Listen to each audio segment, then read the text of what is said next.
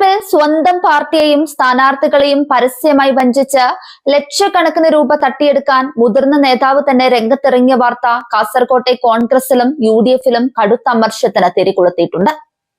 Electronic voting machine hack ചെയ്യുന്നത് തടയാൻ തന്റെ പക്കൽ അത്ഭുത സാങ്കേതിക വിദ്യയുണ്ട് എന്ന് തള്ളിയായിരുന്നു KPCC ഭാരവാഹിയും മുതിർന്ന നേതാവുമായ BM ജമാലിന്റെ തട്ടിപ്പ് നാടകം.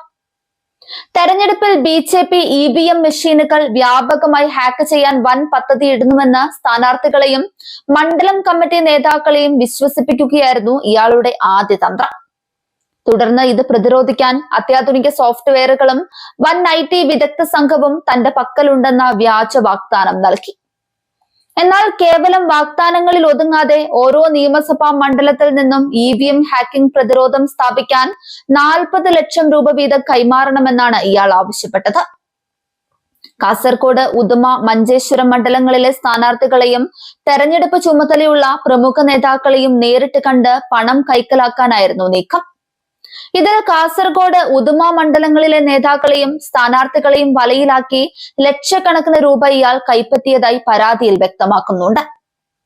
മഞ്ചേശ്വരം മണ്ഡലത്തിൽ EVM ഹാക്കിംഗ് വഴി UDF സ്ഥാനാർത്ഥി 5000-ലധികം വോട്ടുകൾക്ക് പരാജയപ്പെടുമെന്നും തന്റെ സാങ്കേതിക സംഘത്തെ ഇറക്കിയാൽ മാത്രമേ ഇത് മറികടന്ന് വിജയിക്കാനാകൂ എന്നും പറഞ്ഞു ഭയപ്പെടുത്തി പണം തട്ടാൻ ശ്രമിച്ചപ്പോഴാണ് തട്ടിപ്പിന്റെ വ്യാപ്തി പുറത്തുവരുന്നത്. തെരഞ്ഞെടുപ്പ് വിജയത്തിനായി സ്ഥാനാർത്ഥികളും പ്രവർത്തകരും അഹോരാത്രം പണിയെടുക്കുമ്പോൾ സ്വന്തം കീശ വീർപ്പിക്കാൻ EVM ഭീതി മുതൽ IT തട്ടിപ്പ് വരെ നടത്തിയത് മാപ്പർഹിക്കാത്ത വഞ്ചനയാണെന്ന് അണികൾ ചൂണ്ടിക്കാണിക്കുന്നുണ്ട്. സ്ഥാനാർത്ഥികളെയും പാർട്ടി ഫണ്ടിനെയും ഒരുപോലെ ചതിച്ച BM ജമാലിനെതിരെ അടിയന്തരമായി മാതൃകാപരമായ നടപടി വേണമെന്നാവശ്യപ്പെട്ട് UDF കാസർഗോഡ് ജില്ലാ കമ്മിറ്റി ഒന്നടങ്കം രംഗത്തെത്തി. UDF സംസ്ഥാന സമിതിക്കും KPCC പ്രസിഡന്റിനും പരാതി കൈമാറിക്കഴിഞ്ഞു.